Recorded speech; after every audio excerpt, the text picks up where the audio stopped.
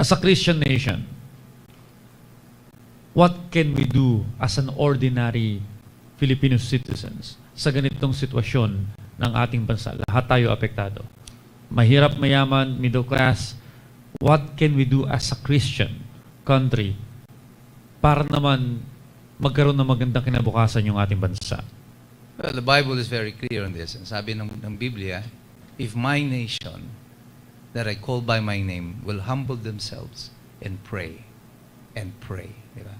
Kailangan, ang requirement dito is that for us, for the Lord to restore us, there must be a prayer that is coming from us as a nation.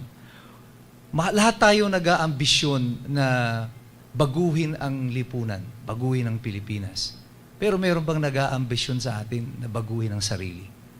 You cannot change the nation without changing the individual. Change must come from us. Tayo mag-umpisa, the nation will follow.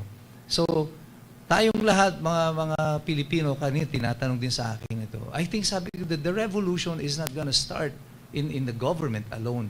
The revolution will start in us. Tayo muna ang mag-uumpisa niyan. And we will make that moral decision where to go. Pakanan ba ako or pakaliwa? But there can be no real transformation of this nation if we will not return back to the Lord.